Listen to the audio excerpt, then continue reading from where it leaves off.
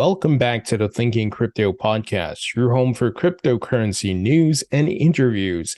If you're new here, please hit that subscribe button as well as the thumbs up button and leave a comment below. If you're listening on a podcast platform such as Apple, Spotify, or Google, please leave a 5-star rating.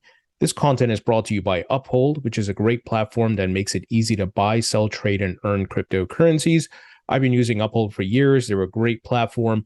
And right now they have some great promotions they're running, such as being able to buy and sell Bitcoin with zero fees. So no fees on trading Bitcoin. Also, they added Casper staking, and they enabled withdrawals and deposits for Polkadot. So if you'd like to learn more, please visit the link in the description. All right, my friends, we got some not so good news today, and I'm really angry with Alex Mashinsky.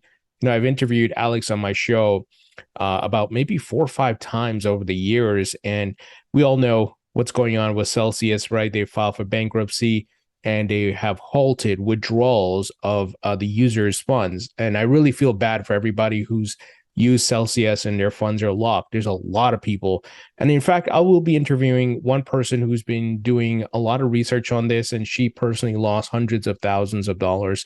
But the bad thing is Alex Mashinsky and the other owner continue to withdraw funds while you and I cannot access our funds. So here's the article. Data shows that Alex Mashinsky, who resigned as Celsius CEO on September 27th, continued to move crypto out of wallets while withdrawals were suspended for customers. That's a dirtbag move, man. Unbelievable. And look, he may not, the law may not catch up to him on this, but karma will. I absolutely believe that. So almost $1 million in SEL and USDC has been spent or sent to Uniswap and MetaMask since the beginning of October from wallets belonging to former Celsius Network CEO Alex Mashinsky, according to the data compiled by Nansen. It says here, on-chain data from analytics platform Nansen identifies wallets belonging to Mashinsky, showing a steady stream of Celsius SEL token and Circle's USDC stablecoin, leaving his 6 wallets over the last month.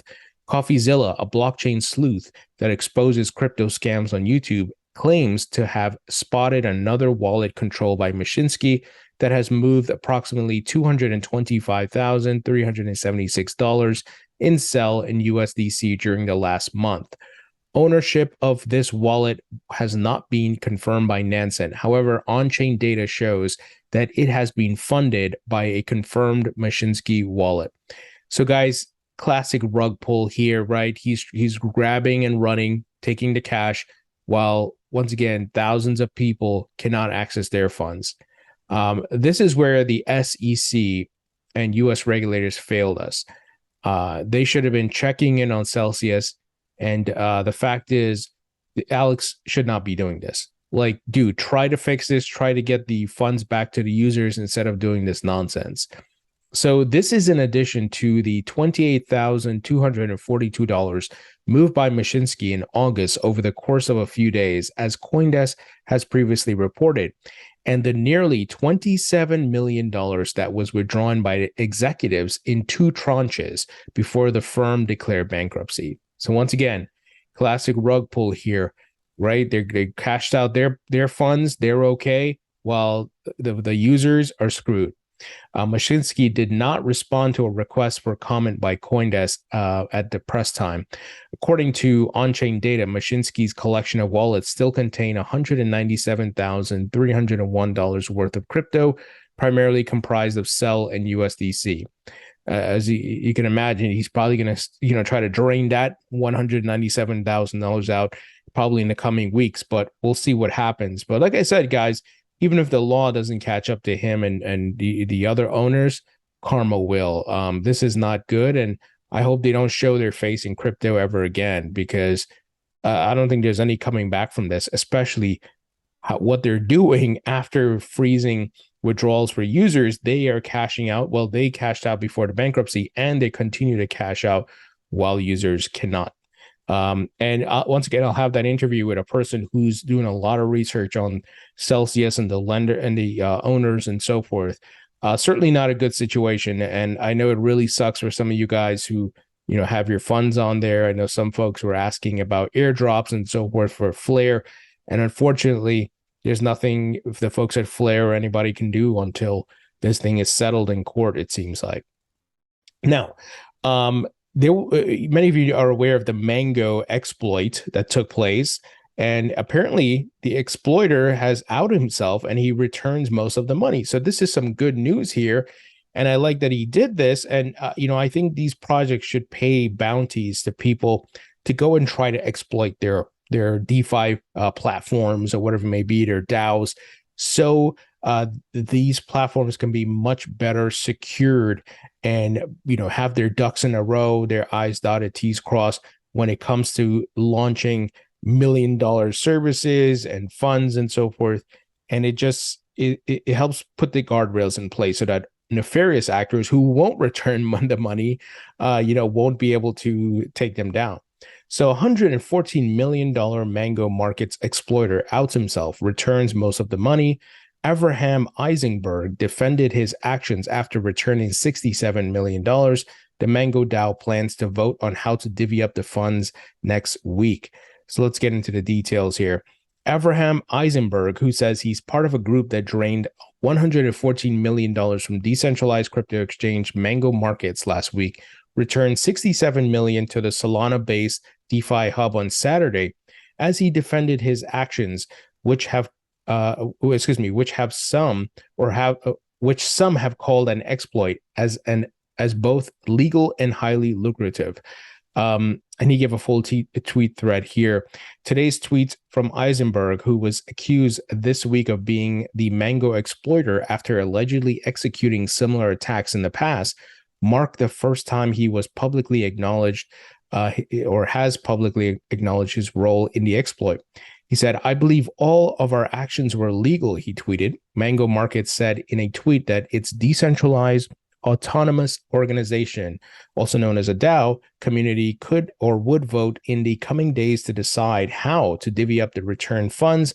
Mango's thread did not lay out a timeline for refunds, but said there would be multiple DAO votes next week. Here's a quote. "Everything has to go through the DAO proposals," Defi Duraj, co-founder of Mango Markets, wrote in the project's Discord. "My personal goal is to make depositors whole, and that's what I'll aim towards. But the mix of tokens and positions everyone had might be different." So guys, as I've said many times, we are still in the Web 1.0 of DeFi, if you want to call it DeFi 1.0, right? And I make that analogy of Web 1.0 because there were a lot of exploits in the early days of the internet, a lot of hacks, credit card information stolen, and those were the dial-up days of the internet. Internet security was not at the level it is now, right? So that's what's happening here, guys, and it sucks. People are losing money, and that's why I'm not involved in any DeFi protocols or locking up funds and doing any lending. It's not a risk I'm able to take, right? It's too risky for my blood. So I'm just watching from the sidelines. I may, swing trade some DeFi coins, but I'm not locking up any funds in any type of decentralized exchange and things along those lines. So that's just me. I don't know how you guys feel about it, but I'm waiting for further improvements on security and better guardrails, because we're just seeing exploits happen, every month or a couple of months. And here's another example. Now, guys, Ripple CEO Brad Garlinghouse tweeted out something today, which I thought was interesting. Someone found a clip of him speaking about the SEC lawsuit, and Brad was essentially saying the folks in, I think it was the UAE, United Arab Emirates, where he was there meeting clients, and someone told him, "Hey, most people outside the United States don't care about the SEC, that they're suing us." And I've talked about this a lot, where the SEC they're totally off base here, because these digital assets and crypto exist on blockchains that are globally distributed, and these networks are decentralized, and other markets consider those tokens currencies. So for example, Singapore, the UK, Japan, and so forth, at Switzerland, they view XRP as currency, while Gary Gensler and the SEC and his cronies are trying to say it's a security. So it's nonsense, right? And Ripple continues to expand overseas. And the quote was, "No one gives a shit about the SEC and what they're doing, right? Those that are outside the United States." And then someone said, they applauded Brad for the language he used. And then Brad actually replied to the thread. He said, "My outrage has grown as the litigation has unfolded. There is no recourse. There is no consequence to those that brought this lawsuit. The SEC's pursuit of a policy objective isn't about a faithful allegiance to the law. It's about power." We've of course talked about this, guys. And it's essentially the incumbents fighting back, and Gary Gensler trying to, get the Treasury job and so forth. Brad continues. He says, "There is no regard for those companies and people that this approach has harmed. We all should be outraged. The SEC has clearly forgotten that the government works for the people." Absolutely. Those are sentiments I've shared on this podcast, this channel for a long time. And it's not just about Ripple. It's not just about XRP.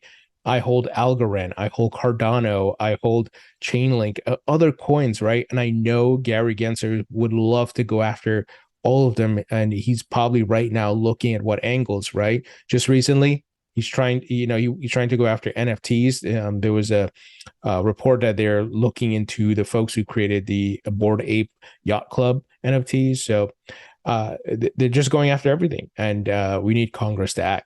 Now, attorney John Deaton weighed in on this, and he said what Brad tweeted. He said, "In case you were wondering why the CEO of Ripple used quotes, allow me to explain. A federal judge sitting in the SDNY stated that SEC lawyers, like the SEC enforcement director, and its non-lawyer chairman, Gary Gensler, lack a faithful allegiance to the law." Even the judges in these cases are seeing that the SEC is out of bounds and their hypocrisy as well. Now, final item here I want to let you guys know about. It's interesting. It could be seen as maybe a negative, but I don't think it is. A Coinbase CEO, Brian Armstrong, plans to sell a part of his Coinbase stake to fund science research. This is interesting. So Brian Armstrong is looking to sell part of his Coinbase stake to fund research in science and technology. The Coinbase CEO says he is still bullish about crypto and plans to run the company for a long time. Armstrong made this known in a Twitter thread on Friday, as he stated that he will sell about 2% of his Coinbase stake. As CEO, Brian Armstrong owns 16% of the company, according to a 2022 proxy statement by Coinbase. Armstrong's stake amounts to almost 60% control of the firm's voting shares. According to the announcement, the Coinbase CEO is looking to fund science and technology research. Here's a quote: "I'm passionate about accelerating science and tech to help solve some of the biggest challenges in the world," Armstrong said. So we'll see. Hopefully this is not, some red flag, but I don't think it is, because it's just a small share that he's selling. But let's keep an eye on this. Not that, crypto's dead or something bad is going to happen, but I think we do want to watch this, because if Brian Armstrong just leaves, what does that mean for Coinbase as the largest U.S. exchange? And their plans for expansion. So I say that in a way because I also hold a stock. I bought the Coinbase stock dip and so forth. And when a CEO leaves, or he does something that may be perceived as negative, that could send the value of the stock down. It could also affect the crypto market, right? Being they are the largest U.S. crypto exchange, publicly traded, with a big brand. So we'll see what happens. Just an FYI. Let's keep an eye on this. All right, guys, let me know what you think. Leave your thoughts and comments below. Hit the thumbs up button, share this video, and I'll talk to you all later.